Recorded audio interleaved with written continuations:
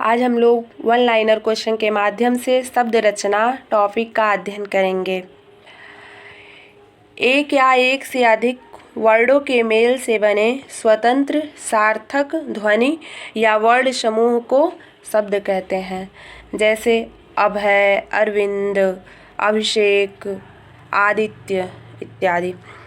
Word ध्वनियों के लिखित रूप या उस मूल ध्वनि को वर्ड कहा जाता है जिसके खंड न हो सकें।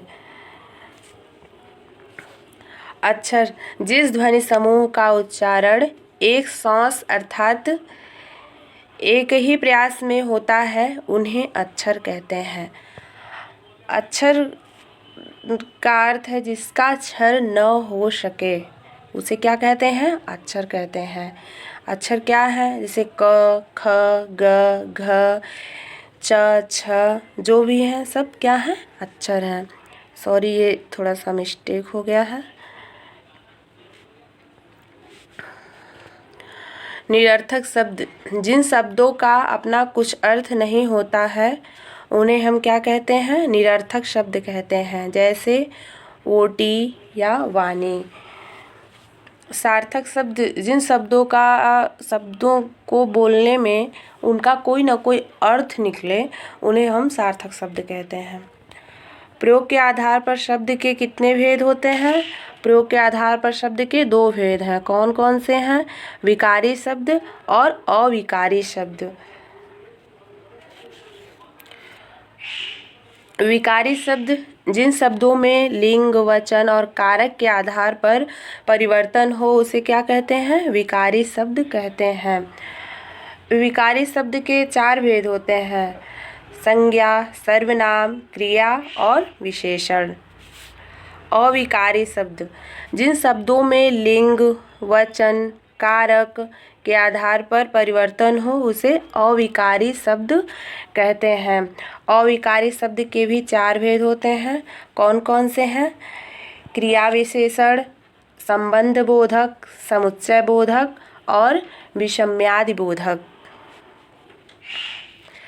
व्युत्पत्ति रचना या बनावट के आधार पर शब्द के कितने भेद हैं? शब्द के तीन भेद हैं। कौन कौन से हैं?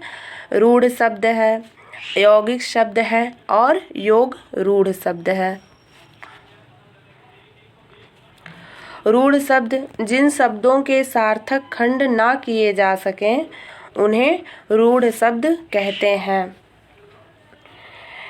सार्थक अर्थ जिसका न प्रकट हो, जैसे जिसके टुकड़े न किए जा सकें उन्हें, और उनका कोई सार्थक अर्थ प्रकट न हो उन्हें हम रूढ़ शब्द कहते हैं।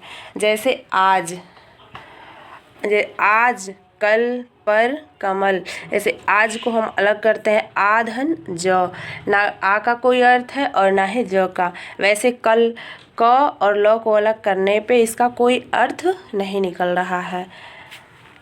यौगिक शब्द ऐसे शब्द जो सार्थक शब्द के मेल से बने हों उन्हें हम क्या कहते हैं? यौगिक शब्द कहते हैं। जैसे विद्यालय, विद्याधन, आलय। विद्या का अर्थ है ज्ञान प्राप्त करना, कुछ सीखना। आलय जहाँ हम सीखने के लिए जाते हैं या जहाँ हम अध्यापन करते हैं उसको क्या बोलते हैं? विद्यालय। विद्या का आलय, विद्या का स्थान।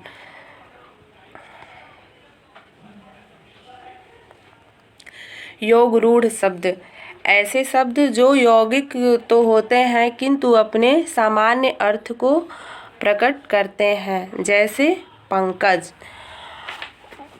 पंक का अर्थ है जहाँ पंक का अर्थ कीचड़ है और ज का अर्थ है जन्मा, अर्थात कीचड़ में जन्म लेने वाला। इसे क्या बोलते हैं? पंकज यानी कि कमल।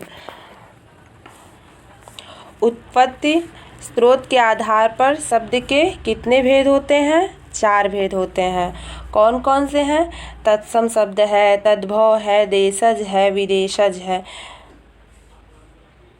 तत्सम शब्द जो शब्द संस्कृत कि संस्कृत भाषा से हिंदी भाषा में बिना किसी परिवर्तन के ज्यों के त्यों ले लिए गए हों, इन्हें हम क्या कहते हैं?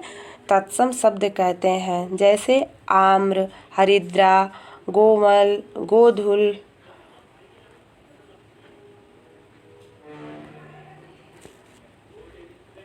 तद्भव शब्द, जो शब्द संस्कृत और प्राकृत से विकृत यानी कि अलग होकर हिंदी में आए हों, वे तद्भव शब्द कहलाते हैं। अर्थात संस्कृत से हिंदी में आए हुए शब्द को ही हम क्या कहते हैं? तद्भव शब्द कहते हैं। जैसे कि आम हो गया, हल्दी हो गया, गोबर हो गया, ये सब क्या हैं? तद्भव शब्द हैं। देशज शब्द, जिन शब्दों की उत्पत्ति का पता नहीं चलता है, उन्हें देशज शब्द कहते हैं। देशज का अर्थ होता है देश में जन्म लेने वाली भाषा। देश प्लस देशज। जैसे इस देश में जन्म लेने वाली भाषाओं में अन्य आ जाएंगे, जैसे कि झाड़ू हो गया, पगड़ी हो गया, चिड़िया हो गया, कटोरा हो गया, खिड़की हो गया, ये सब क्या है? हमारे देशज शब्द हैं। विदेशज शब्द, कुछ ऐसे शब्द हैं जो विदेशी भाषाओं से हिंदी भाषा में आ गए हैं। ऐसे शब्दों को विदेशी या विदेशज शब्द कहते हैं। ये इसमें जैसे अंग्रेजी में अपील हो गया, ऑफिसर हो गया, अरबी भाषा में अखबार, अजगर, फारसी में आया है शब्द आसमान, अफसोस, पुर्तगाली में आलपीन, आलमारी, तुर्की भाषा में जैसे कुर्ता, कैंची, चाकू इत्यादि, ये सब जो भी शब्द हैं क्या हैं? सब विदेशी शब्द है या विदेशी शब्द है। आलपीन, आलमारी, पतलून, गमला, ये सब क्या है? पुर्तगाली भाषा के शब्द हैं। दो भाषा के शब्दों से मिलकर बने शब्द को क्या कहते हैं? संकर शब्द कहते हैं। तो दो भाषाओं के शब्दों से मिलकर जो शब्द बने हों, उन्हें हम संकर शब्द कहते हैं।